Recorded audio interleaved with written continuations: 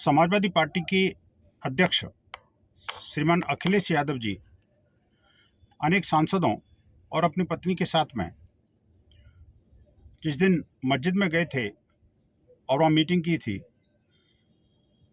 चाहे वो मुस्लिम तुष्टीकरण की नीति की एक पराकाष्ठा थी और मस्जिदों को एक राजनीति का अड्डा बनाने की कुछ प्रयास था, लेकिन फिर भी हमें ऐसा लग रहा था कि शायद अब मस्जिदों में महिलाओं पर लगी एंट्री पर बैन समाप्त हो जाएगा।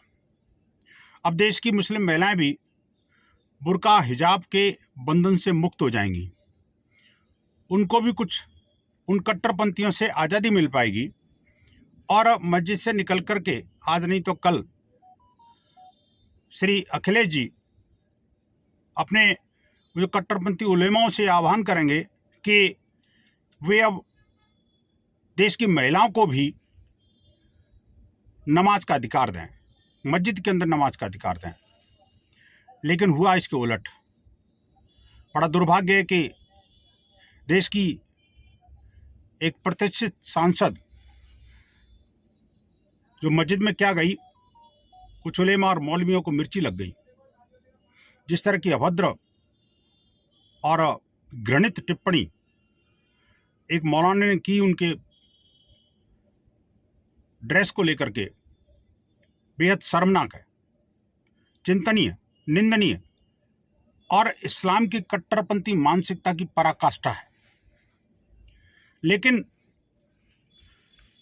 हम इन शब्दों की और ऐसी भाषा की तीव्र शब्दों में, कठोरतम शब्दों में निंदा करते हैं और शासन प्रशासन से कठोरतम कार्रवाई सुनिश्चित करने के लिए भी आग्रह करते हैं।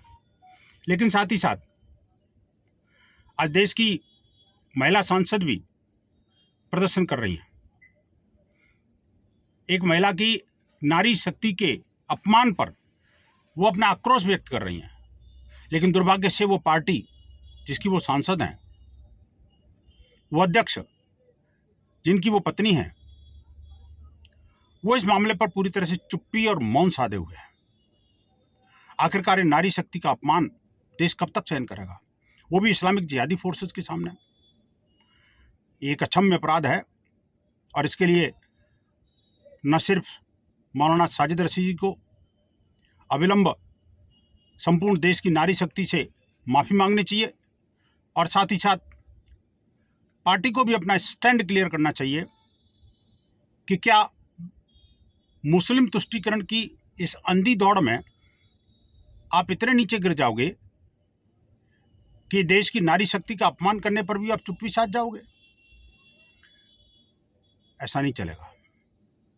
माननीय अखिलेश जी को भी इस बारे में गंभीरता के साथ मामले को लेकर के और ऐसे मौलाना के विरुद्ध कठोरतम कार्रवाई सुनिश्चित करानी चाहिए। उनके तरफ से एक एफआईआर दर्ज होनी भी चाहिए। इसमें अब और ज़्यादा मौन स्वीकार नहीं है।